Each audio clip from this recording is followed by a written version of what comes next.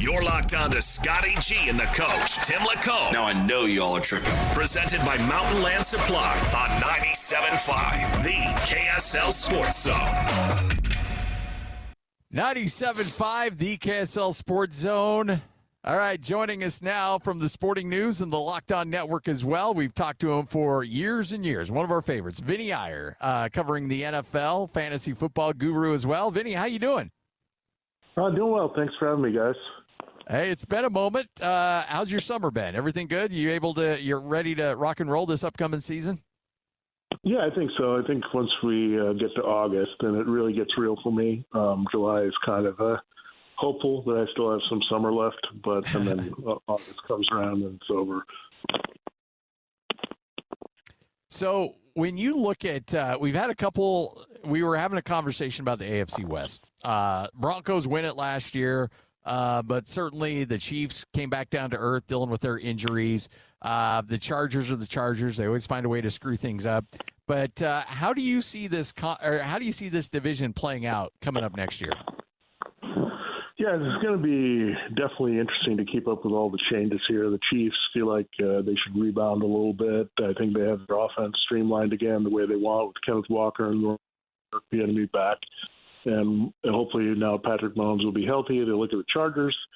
We'll see how this new offensive experiment goes with Mike McDaniel. Is Justin Herbert going to respond to it? I think there's a polarizing feel on him. Can he really come through, or is it going to be still more of the same? Like, he's gone through several coordinators. We haven't seen him really zoom up beyond his rookie season. So that's my concern here. So I think you look at the Raiders. I mean, they might have the most optimism of anybody. I think the Broncos were more status quo. I mean, they really only added Jalen Waddle when you look at their notable moves. But the Raiders, I think, just have an enthusiasm with Fernando Mendoza, just the turning the page to just the mentality of the ownership with Tom Brady and having Kubiak, the top hire that you could get out there among the coaches. So I think the Raiders finally have that sense of feeling here. What team is out there that hasn't had a lot of success, Vinny, in the last few years that you feel like maybe you make a rise this year? Yeah, I mean, I would look at the Titans a little bit. I don't expect them to blow up, but I think they're a team to watch for sure with Cam Ward and bringing in Brian Dable. He was still very good working with Jackson Dart last year, so it's kind of interesting going from a first-rounder to another one from the same draft class and trying to work with him. They also added some weapons there. Wan'Dale Robinson, I think, is going to be pretty key to what they do, but just the stability of, again, Robert Saleh bringing their defense. Now, those guys together, I think, can work well. They didn't work out individually with the Giants and Jets, but on this team, it could actually work out. So that division is going to be interesting. The Texans are very talented with their defense. The Colts are a bit of a wild card with the health of Daniel Jones returning. And are they the first-half team from last year or the second-half team? The Jaguars still pretty loaded there around Trevor Lawrence. So a lot of things to look at in that division. And then I think another team that has been down that you could also look at is the Giants. I mean, Jackson Dart has some upside. They have some weapons, some things, and just having John Harbaugh, a winning guy that really didn't experience much losing in Baltimore coming in, I think it changes the perspective. You know, you mentioned Robert Saleh, and, look, it didn't go well for him with the Jets, but then again, it's not going for anybody, whoever tries to be the head coach of the Jets. Do you think that was more an indication of the culture there in New York, or Robert Saleh as a head coach? And if it's more the Jets, you seem to think that he's going to have some success, at least long term, with Tennessee. Yeah, I think you definitely need to have the quarterback. Aaron Rodgers was supposed to be the quarterback, but even if he was, it was going to be short term, and then he got injured. So really, you didn't have that opportunity with the quarterback, and you kind of have to have that. I mean, it seems like a pretty important thing to have if you're going to have success. I think the same thing happened with Kevin Stefanski in Cleveland, where things were going okay when they had Baker Mayfield, and they overplayed their hand, thought Deshaun Watson was going to be better, and then Mayfield goes on a couple stops later to Tampa and becomes one of the top starters in this league. So I think that hurt. I mean, you had that success early in Cleveland, and then things went south, and now I'm not sure what you're going to get in Atlanta with Michael Penix and Tua Tagovailoa with Stefanski moving on. So I think the key for all these coaches, so with Liam Cohen last year and Ben Johnson, attach yourself to that stud young quarterback. If you want to have success, don't go to organizations that are figuring out quarterback. I think the Browns did at one point with Mayfield. Maybe the Jets thought they had solved it with Zach Wilson, but that's going to be the bottom line. It's very hard to win this league now without competent quarterback play at a very high level. The Rams offseason was interesting. Obviously, the draft came and they drafted a quarterback, and there's a whole bunch of dismay, that we should have went and got somebody who could help us, and then they make the move really of the summer with Myles Garrett. Is there anything the Rams don't have? They seem to be working on Super Bowl number 2. Yeah, I think they're going to be the favorite in the NFC. I mean, you get Myles Garrett, the reigning 2-time Defensive Player of the Year. I know you give up Jared Verse, but I think you're okay with that in the short term, trying to win while Matthew Stafford can still play at an MVP level. Maybe a couple more years left out of him. Garrett still probably has a couple more years in his absolute prime where he can dominate. They go shore up the secondary. That was a concern. 2 former Chiefs in there now with Trent McDuffie and Jalen Watson. That was a big area of concern for the Rams that have eventually cost them against the Seahawks in that high-scoring game. That kept them out of the Super Bowl. So they shore up the pass rush, get better on the back end. We know that was a big part of Seattle's success. The Rams want to copycat, have that kind of team in position if they came down to it again with Seattle, that they would match it better. I think that's what you're seeing. So it's going to be interesting in the NFC. I don't think there's a lot of teams that you would look at. I think you look at the Rams, Seahawks, 49ers are always a factor. Then you go around to Eagles, maybe the Bears, and maybe another team from the NFC North. But I think it's just very compact, so you figure it's going to be a handful of those teams that we saw last year. One of them is going to break out and win the conference and get to the Super Bowl here. Is there a level of concern with the injury to Bo Nix, or do you anticipate he'll be able to pick up where he left off at the end of last year? Yeah, I think there's still a lot of questions about Bo Nix in terms of how much they can really go with him. I know they went to the championship game, just short of it, and he couldn't play in that game, unfortunately. But when I look at it in terms of like where he's perceived among the top quarterbacks in this league, I think Jalen Waddle is a good acquisition. I don't know if that's a game changer for a quarterback.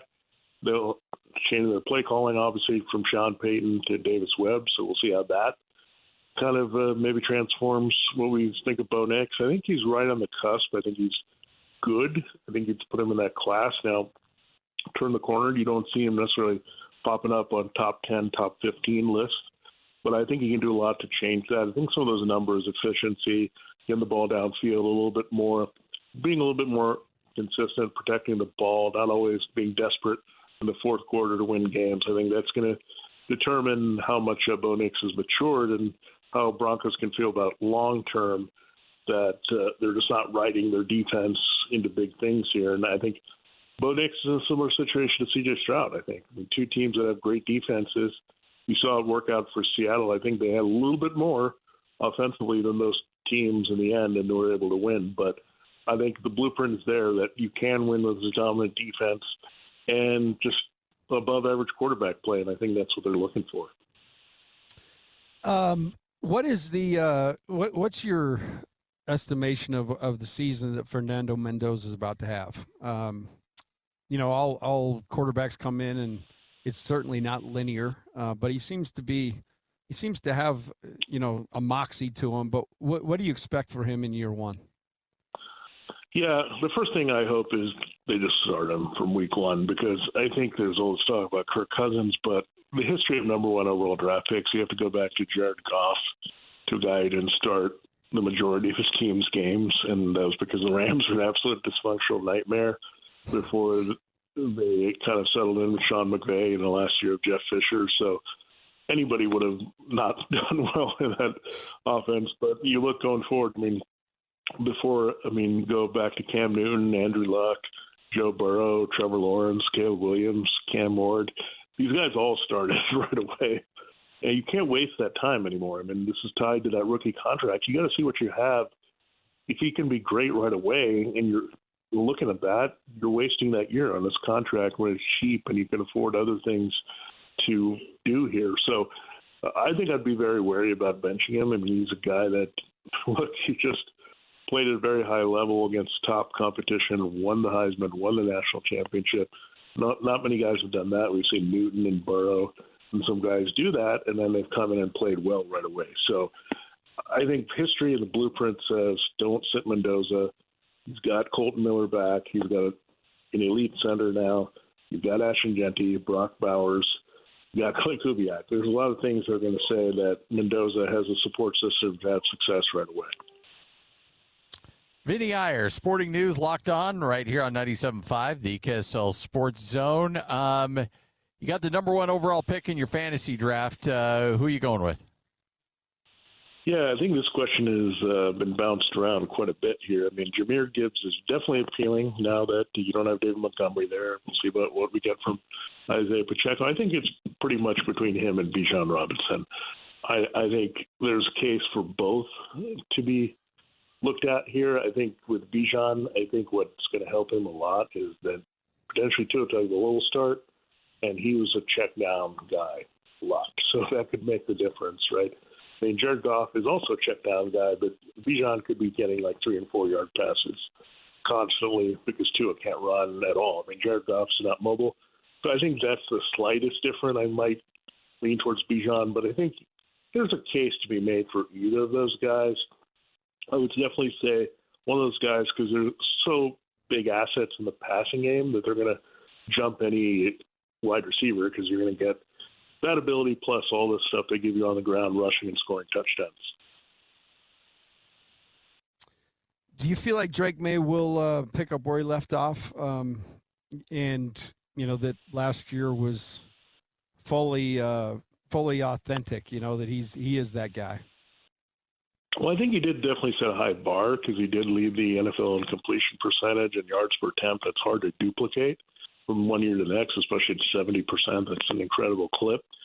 So, I mean, the only thing you could just have a slip just by, hey, you're not going to play at that incredible level execution. But I think if he's around 7.8 to 8 yards per attempt, he's still completing like 68% of his passes.